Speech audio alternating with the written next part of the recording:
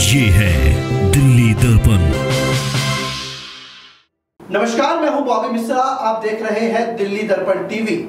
केंद्र की नरेंद्र मोदी सरकार में बड़ा फेरबदल होने जा रहा है। कयास ये लगाए जा रहे हैं कि कल यानी 12 जुलाई को नरेंद्र मोदी अपने कैबिनेट का विस्तार कर सकते हैं। इसमें कई सांसदों की एंट्री हो सकती है, तो कई पुराने चेहरों को मोदी कैबिनेट से बाहर का रास्ता दिखाया जा सकता है। इसी बीच राष्ट्रपति भवन में भी तैयारियां तेज हो गई हैं। केंद्रीय मंत्री निर्मला सीतारमण ने राष्ट्रपति द्रौपदी मुर्मू से औपचारिक मुलाकात भी कर ली है। वहीं दूसरी ओर भारतीय जनता पार्टी के राष्ट्रीय अध्यक्ष जेपी नड्डा के सरकारी आवास पर लगातार बैठकों का दौर चल रहा है।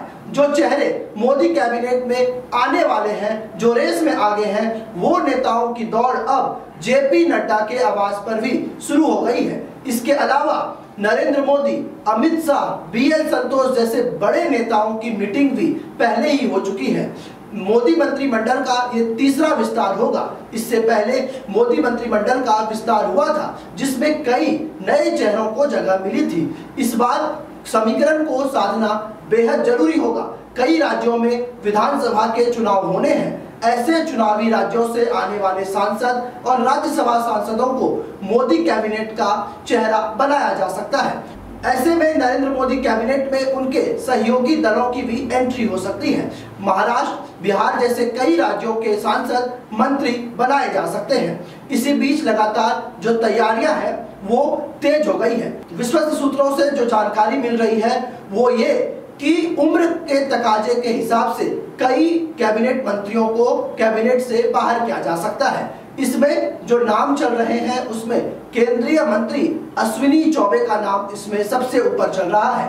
केंद्रीय मंत्री अश्विनी चौबे को पिछली बार मंत्रिमंडल विस्तार में ही बाहर कर दिया गया था, लेकिन आरएसएस के दबाव के कारण उनके जो है विभाग बदल दिए गए थे और उन्हें केंद्रीय राज्य मंत्री के तौर पर मोदी कैबिनेट में जगह मिली थी। इसके अलावा पशुपतिनाथ पारस, जो कि लोक जनशक्ति पार्टी को तोड़कर राष्ट्रीय लोक जनशक्ति पार्टी के अध्यक्ष बने और हाजीपुर से सांसद हैं, वो मोदी कैबिनेट से हटाए जा सकते हैं। उनके जगह पर चिराग पासवान, जो राष्ट्रीय लोक जनशक्ति पार्टी से अलग होकर के जिन्होंने अपनी नई पार्टी लोजपा रामविलास बनाई, जिस तरीके से चुनाव के बाद पार्टी में टूट हुई, उसके बाद अब ये कयास लगाए जा सकते हैं कि चिराग पासवान मोदी मंत्रिमंडल में शामिल हो सकते हैं। पिछले दिनों केंद्रीय गृह राज्य मंत्री नित्यानंद राय ने उनके आवास पर जाकर मुलाकात की और फिर चिराग पासवान का भी बयान सामने आया कि फिलहाल वो एनडीए के औपचारिक सदस्य नहीं है, उनकी पार्टी एनडीए का हिस्सा नहीं है, लेकिन फिर भी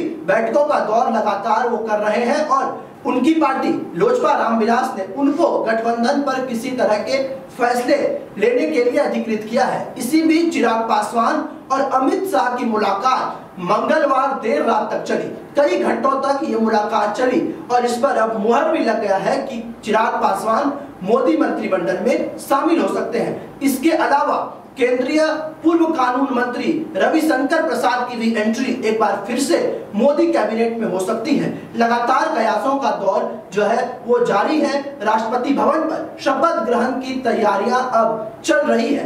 अंदर खाने से जो खबर निकलकर सामने आ रही है कि 5 मंत्री सहयोगी दलों से बनाए जा सकते हैं। इसके अलावा बीजेपी अपने वरिष्ठ राज्यसभा सांसदों को भी मंत्रिमंडल का तोहफा दे सकती है। फिलहाल इससे क्या कुछ निकल कर आता है, मंत्रिमंडल में कौन कौन से नए चेहरे शामिल होते हैं, किन किन चेहरों को मंत्रिमंडल से बाहर किया जाता है, इस पर हमारी नजरें बनी हुई हैं। आप देखते रहिए दिल्ली दर्पण टीवी।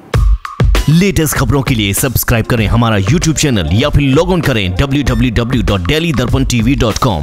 खबरों की कवरेज और विज्ञापनों के लिए संपर्क करें इस नंबर पर।